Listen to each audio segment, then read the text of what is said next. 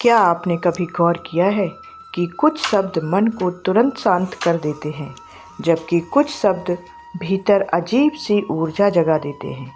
क्या यह सिर्फ संयोग है या इसके पीछे कोई गहरा रहस्य छिपा है?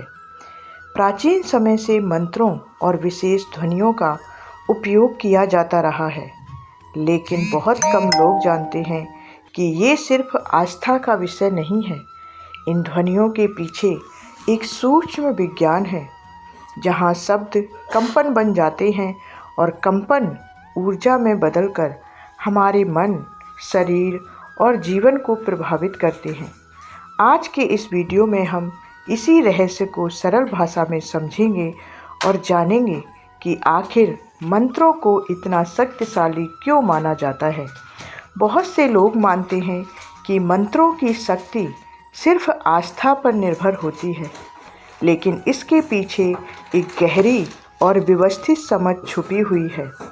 प्राचीन भारतीय ग्रंथों में कहा गया है कि शब्द केवल बोलने की चीज़ नहीं है, बल्कि वह सृष्टि का मूल आधार है।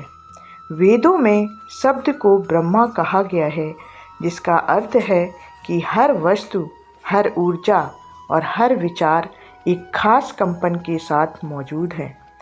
आधुनिक विज्ञान भी आज इस बात को स्वीकार करने लगा है कि ध्वनि में आकार और प्रभाव पैदा करने की क्षमता होती है। साइमेटिक्स जैसे प्रयोग यह दिखाते हैं कि ध्वनि रेत, पानी और अन्य पदार्थों को निश्चित ज्यामितीय आकृतियों में बदल सकती है। जब साधारण ध्वनि इतना प्रभाव डाल सकती है, तो हजारों वर्षों तक परखे गए इन मंत्रों की ध्वनि का प्रभाव कहीं अधिक गहरा होता रहा है। संस्कृत भाषा को साधारण भाषा नहीं माना गया है, बल्कि इसे ध्वनि विज्ञान पर आधारित एक पूर्ण और सटीक संरचना वाली भाषा कहा गया है। इसके हर अक्षर को बोलते समय जीभ, गले और सांस की एक खास स्थिति बनती है, जो शरीर के भीतर अलग अलग स्थानों पर कंपन पैदा करती है।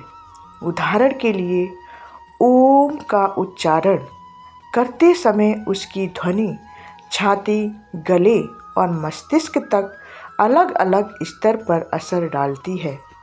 इसी कारण मंत्रों में सही उच्चारण को बहुत महत्व दिया गया है, क्योंकि ध्वनि में थोड़ा सा भी बदलाव उसके प्रभाव को बदल सकता है। मंत्र केवल शब्द नहीं होते, बल्कि शरीर और चेतना से उत्पन्न होने वाली ऊर्जा का माध्यम होते हैं।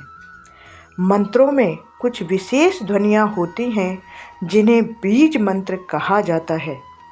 ये ऐसे सूक्ष्म ध्वनि संकेत होते हैं जो किसी विशेष ऊर्जा या देव तत्व से जुड़े माने जाते हैं।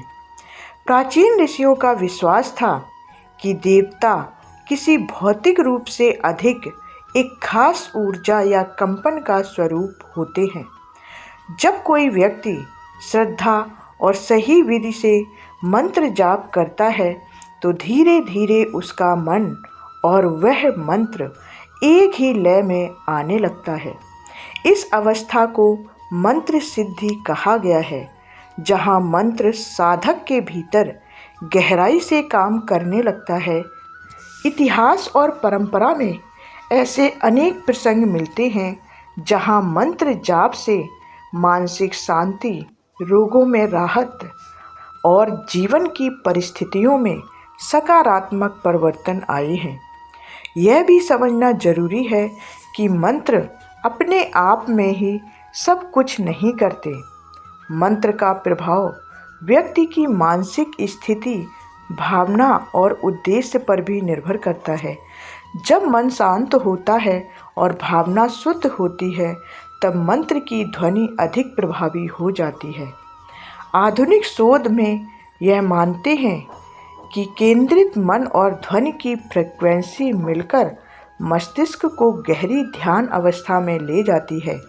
इसी कारण आज के समय में साउंड हीलिंग और मंत्र ध्यान जैसी विधियां लोगों के बीच लोकप्रिय हो रही हैं, क्योंकि वो मन और शरीर दोनों पर सकारात्मक प्रभाव डालती हैं।